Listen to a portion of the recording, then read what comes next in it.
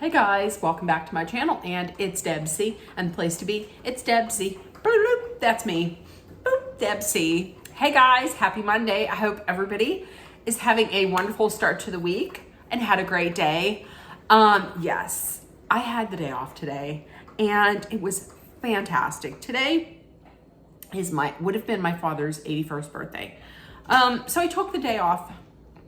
I went out to the mausoleum and paid my respects, and which is what I like to do. I like to take that day, his actual birthday off. I like to take his actual birthday off and the day of his passing so that I can go out and spend some time out at the mausoleum and not be rushed. So that was good.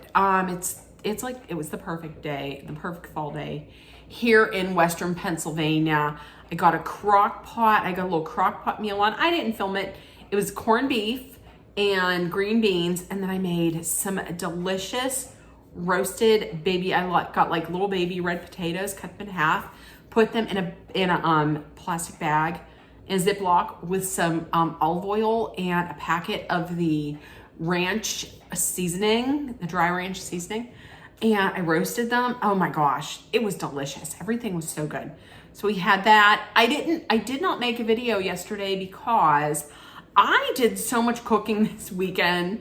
I was a little tired out. So I took yesterday after cooking a bunch, and I just relaxed. So you didn't get a video from yesterday. At some point this week, you are going to be getting an unboxing of Universal Yums. I'm still not going to tell you where we're going, but you will find out. Okay, so last night I watched Sister Wives last night. I was going to make my notes last night, but I thought, no, I'm just going to watch it and take it in. And then I rewatched it today, made my notes. I got copious notes. Let's talk about it. Okay, so first off, I'm going to break it down into like each wife and not go back and forth.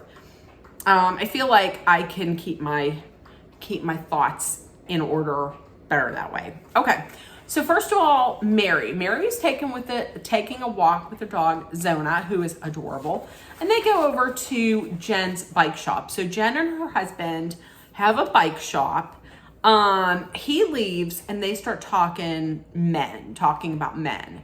So remember, she met Ron at the speed dating. Though they both matched. They matched with each other.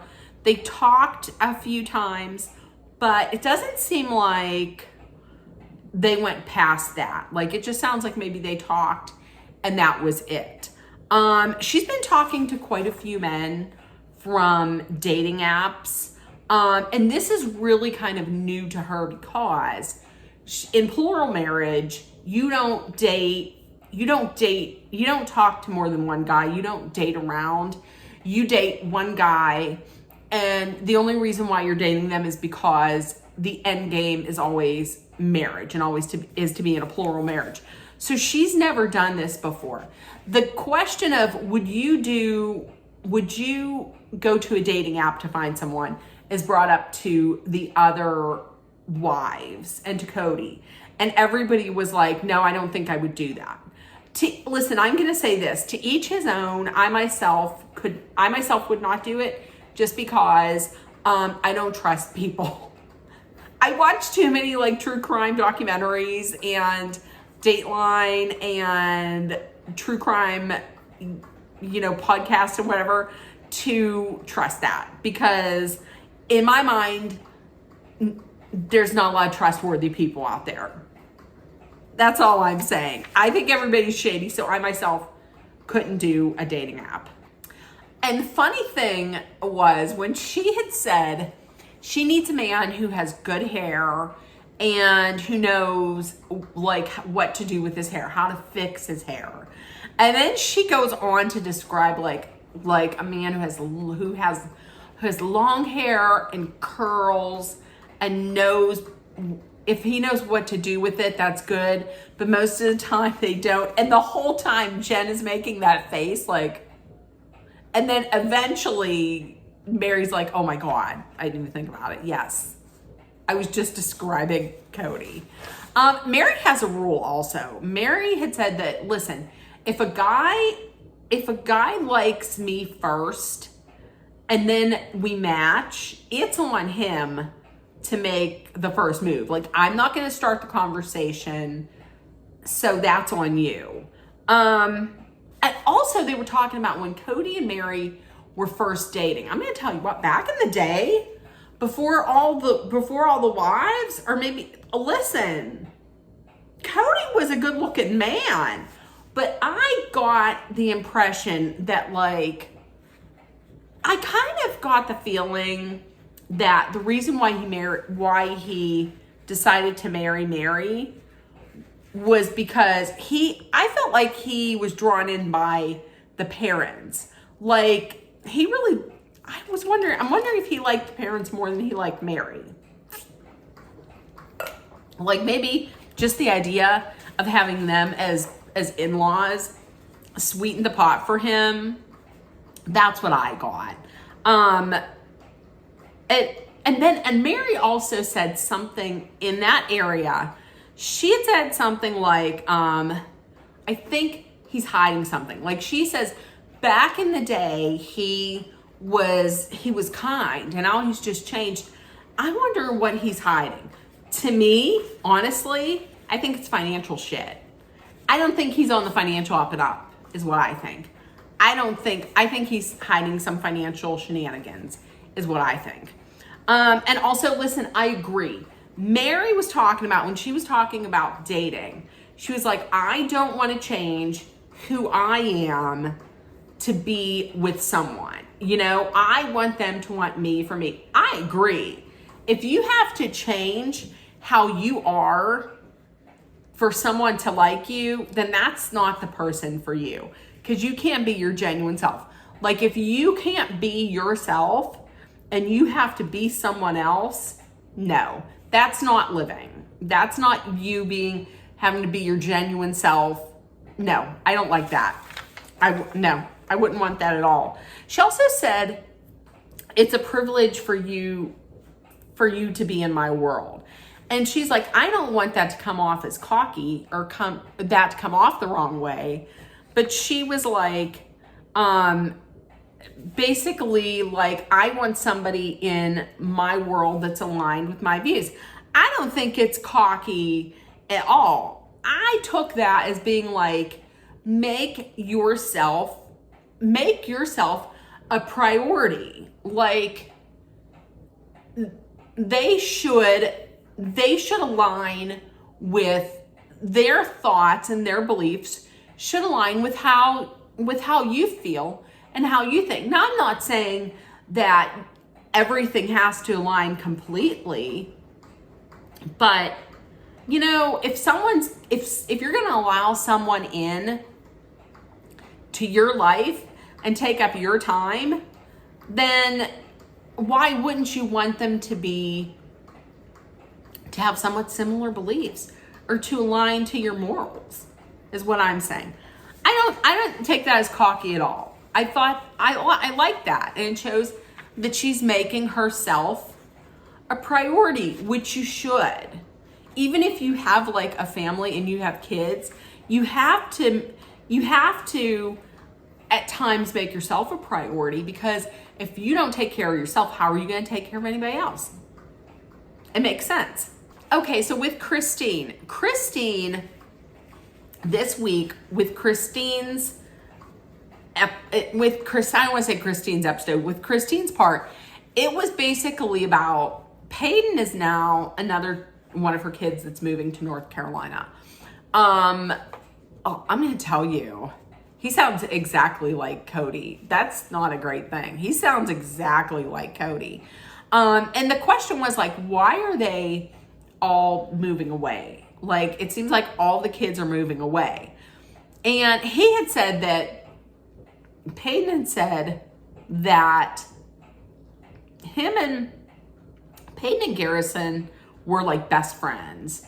So when he passed, he now feels like he just wants to be, he was very close with Janelle because Garrison was his best friend. So he wants to be closer to Janelle and closer to family. Plus, I feel like there's nothing, I don't want to say there's nothing left there for him, but there's a lot of pain that is in that area that he maybe wants to move away from.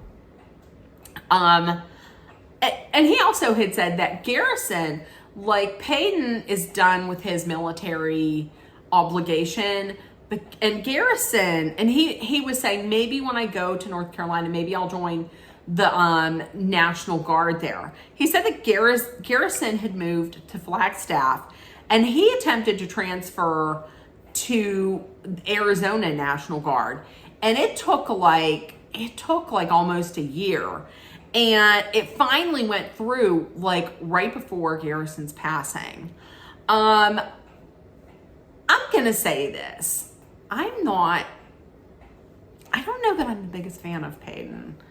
The reason being is because I saw this thing on TikTok, and he had done, I don't know if it was a cameo that was for some people to do like, not to do a podcast, but this had come out. It might have been a cameo, but it was like a happy birthday video. And he said something like, I wish I could share some of my, share a joke, but this video might be seen by a lot of people, and I don't want to share a joke and then have people be like, oh, he's racist, or oh, he's sexist. So I'm not going to share any of it. I'm not going to make any jokes. And then he does do one joke. I can remember it. I'm not even going to say it because I wasn't a fan of it. But listen, here's the thing. If you have to say, I'm not going to share any of my jokes because you might think I was racist or sexist. I mean, then the joke is probably, there is a high probability that it's a racist or sexist joke. I'm not a fan of his. There's just something about him. I'm not a fan. I don't know. I think if any of them are his father's child, I think it might be him. So there's that. Now Christine, him leaving. Now Christine's like, what am I doing? Am I just not a good mother? And it's really kind of hitting her. And it's making her maybe a little insecure. But I think a lot of people are moving because this is their way of like starting over. They're putting distance between themselves and their non-existent father. That's what I think. I don't think it has anything to do with Christine. And then Christine and David were walking a little bit, and they were talking.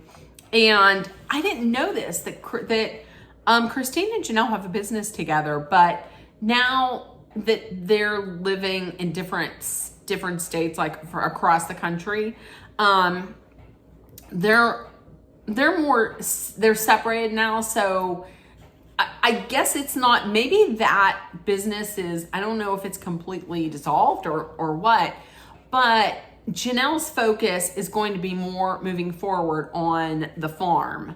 And Christine's talking about it, and she's like, she thinks she's sad, but she thinks it's good because, it's only natural to grow apart and to move on and to restart, have a fresh start after like so much trauma, to move apart and to learn how to do things on your own, because for so long as a plural family, you're like working together. Well, some of you you're working together, and now you're just learning how to do things on your own. And she was sad, but there was also a part of it that was like, it was bittersweet, but she knows that it has to be done because I mean, they are living separate lives. They're always going to be connected, but they're living separate lives. The thing that Christine had said, and I wonder what had happened, but she had said that she hurt Janelle's feelings. I don't know what that's about. Like, does that have to do with business? So if anybody knows, let me know in the comments. Okay, speaking of Janelle, so Janelle down in North Carolina, everybody is going to their farm and they're going to cut down a tree on the property and then they're going to bring it back to Janelle's house. The permits, they have not planted anything yet. They sent the permits in. They wanted to get everything in early so that they could start doing planting. Well, the permits sat in limbo. So they missed the fall planting season. So they didn't plant anything. It's very frustrating for Janelle because she has this that didn't go as she had planned, and she has Coyote Pass hanging in there still. So she's very frustrated by both of those, but hopefully next year they're going to have a full planting season. She was talking about polygamy, and they were talking about polygamy, and there's a guy whose name is Joe Darger, Darger, Joe Darger, and she's like, this works for them. This worked for the Darger family because Joe Darger, he knew how to manage the families so that there was like, each family was equal. Unlike in their family, each family was given equal time focused towards them. So on this side, you have Janelle, who was like, listen, it worked because the husband knew how to handle everything, knew how to manage everything. And then over on this side, you have Cody, who was pretty much putting it all on the wives. Well, 3 of the wives in his family. He was like, listen, the Dargers work because the wives understood how plural marriage is supposed to work. And some of them were related. For anybody who in my comments is like, your faces, well, here's the face.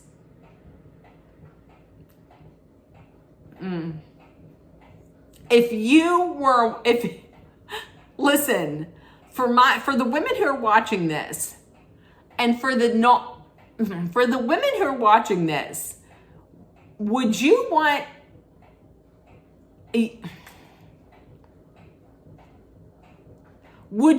your husband sleeping with your sister? Like your for real blood sister? I was going to say, men, put yourself in women's situations. But listen, men, if it was like the opposite way around, and it was like one woman and like a bunch of men, would you want your brother to be sleeping with your wife? Think about it. That's nasty. That's nasty. Nasty. So yeah, he turns it around. He turns it around on his wives, on his ex-wives. He always does. Christine had a really great analogy though. There in plural marriages, there's architects and there's firemen. Architects are the ones who go in with plans. They have these well-crafted plans. They stick with the plans. Everything works. There's firemen. Firemen go in and it's chaos, and they're just putting out little fires everywhere. Little or big fires everywhere. So there's no stability. There's no plan. Guess what Cody is? Right, he's a fireman. I thought that was an excellent analogy. There we go. Cody actually admitted to being devoted. Wait, it says, I I put Cody admits to being devoted to every wife. No, Cody admits that you have to be devoted to every wife. Guess what he wasn't? He wasn't devoted to every wife. But then when I'm thinking that he's like admitting that he wasn't, and he's admitting that he took some accountability in this not working out, well, then he backtracks and he's like, but my wives weren't devoted. Each of my wives weren't devoted to me, and they weren't devoted to each other as a whole. The biggest dig that I see him, this is his way of getting a dig in at Christine, is what I think. They were devoted. They were devoted to you. You just didn't see this because you weren't there. You weren't at Christine's house a lot, so you didn't see how devoted she was. And out of everybody, I think she was the one that was most devastated that he wasn't devoted to her. She was the one that was most devastated. Okay, so back at the house, they bring the tree back. And when they were cutting that tree down, I was like, that tree looks kind of sparse. And it was. It was like a Charlie Brown tree. But they put it up outside. They put some bulbs on it. And she was okay with it because it's a symbol of the farm and like a promise for future Christmases that are going to be celebrated there. So she was happy with it. Okay, and lastly, let's talk about Cody and Robin. They're madly packing everything up. They're packing everything up to move to the new house. And his brother Michael is also helping him. I didn't know this. There's like 19 years between him and his brother Michael, which is crazy. And Janelle is wondering, and this makes sense. Janelle's wondering if maybe this is going to push up, moving into this new house is going to push up the sale of Coyote Pass, because she saw online where the mortgage for this new place is much more expensive. So he's going to need some more coins. Plus she's like, I wonder if he's getting greedy. That's all. That could always be the case. Okay. I'm going to tell you, I can honestly say, I have written here, I can honestly say there's not one quality that I like about Cody. There's not one redeeming quality. When he was talking about like his pheromones and his scent of how he was sweating and he's like, listen, here's this thing that he does. When he'll try and make it like a jokey thing where, like, remember whenever he was like, I came out of the shower and I just had on a towel and I said, you like those 6-pack abs? 'Cause I'm a man. And then we'll start laughing. Like he's making a joke about it, but we know fully well he's in love with himself. He's a narcissist. He thinks he's all that in a bag of chips. Now listen, is it good to love yourself? Yes, everybody should love themselves. But honestly, he's gross. So there's that. He tries to play it off as like, I'm being funny. I'm flirting and I'm being funny. Because I don't think that I'm all that, but I really do.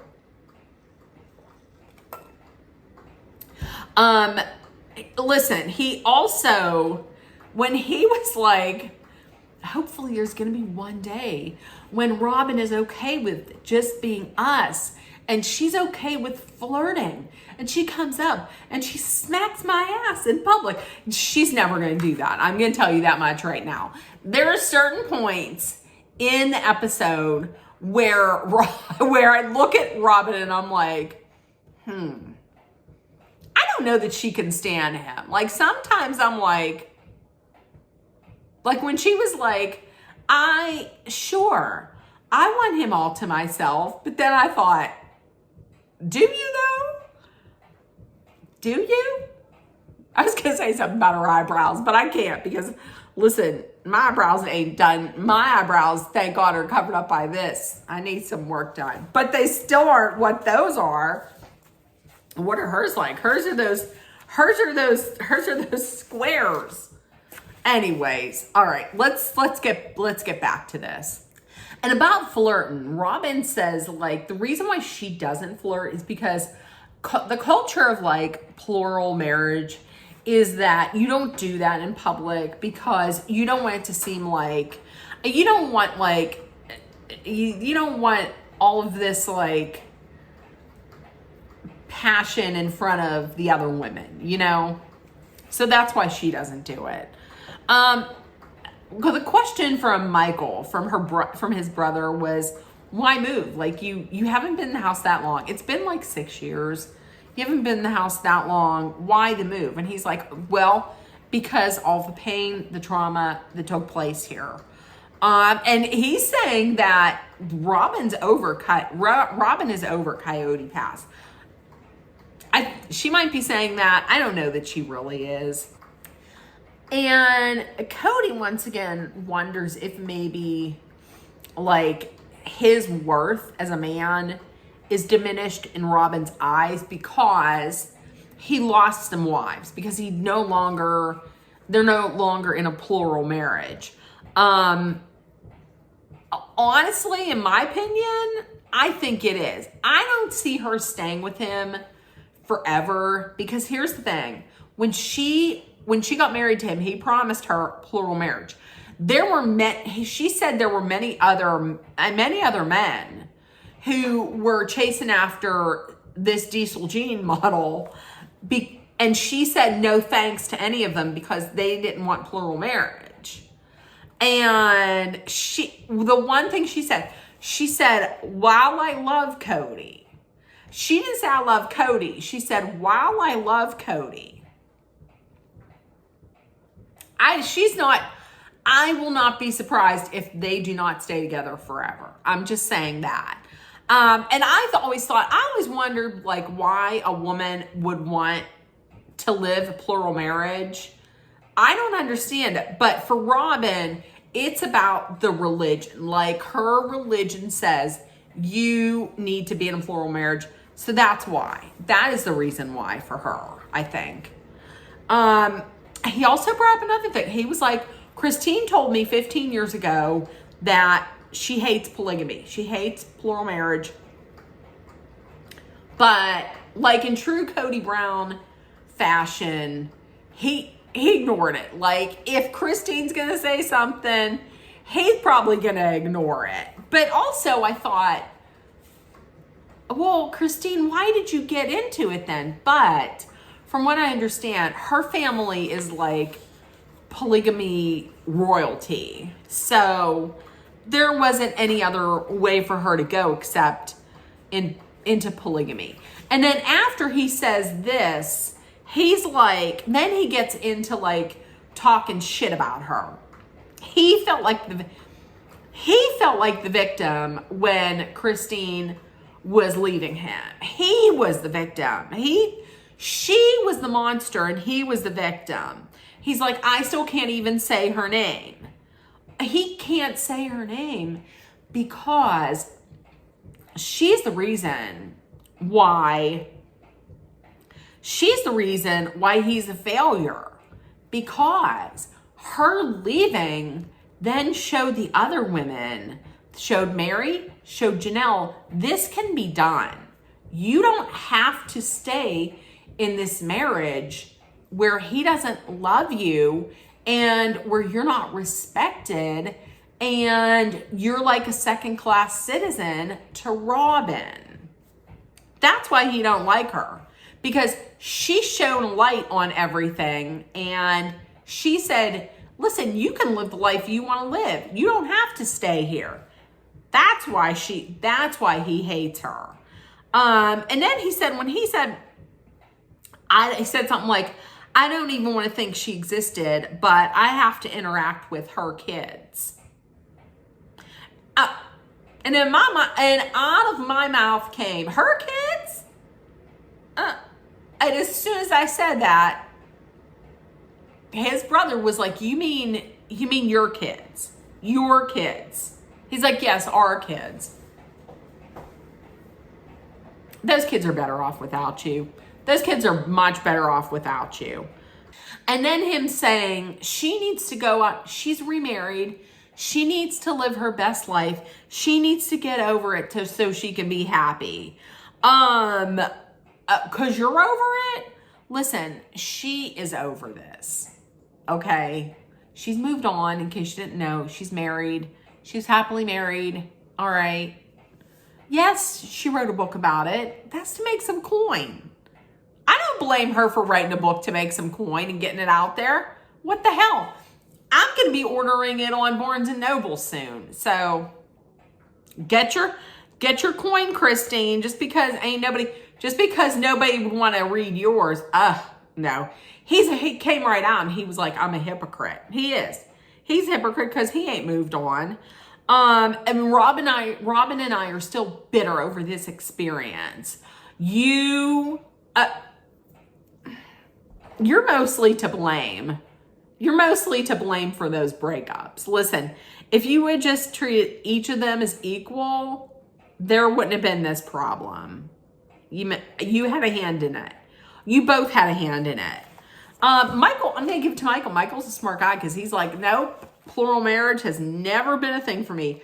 I've never wanted that. And listen, Cody said that his dad was getting into plural marriage as Cody was getting out of it. When he died, he had like 3 wives or something. I'm going to tell you, I wanted to throw up whenever he was talking about his dad. Because his dad, he had to start it off by saying, I'm not being sexist. If you have to start off with that, there's a chance you are. So he painted this picture of his father as this mean, nasty polygamist. But women were drawn to him because he was like, even though he was mean and nasty and a son of a bitch, he was this cowboy working outside in the rain. Who wants to be with a mean old nasty asshole wet cowboy just because he's out working? She's like, Janelle's mom married Cody's dad. And he's like, I don't think it was love. The mother says it was love, but I think it was raw attraction because she saw this 53-year-old man working his ass off. Sure, he was a son of a bitch and he treated her terrible, but he's a cowboy. Fuck that. Nope. No, ma'am. No, thank you. No, ma'am. No turkey or ham. Okay, so they're leaving the house. And Cody's like, suck it, I'm out. And Brianna's sad. Robin's sad because Robin was like, I said my goodbyes on my own. And she was sad because she's like, that's the last place where we have any good memories of like the plural family. Cody, a few things he said. He said the poison of my past won't spoil my present. I get that the physical, moving away from the physical spot where all that happened, it's in your past, but it's still going to be living up here. It's still going to be living up here. So you ain't never going to escape it because it's still going to be there. He said my wives couldn't stand it, that I fought so hard to have Robin so safely kept. He's talking about the house. And like, they were jealous when I put Robin in this house. No, here's the thing. They weren't upset by that. They were upset at the fact that you didn't fight as hard for them to be safely kept.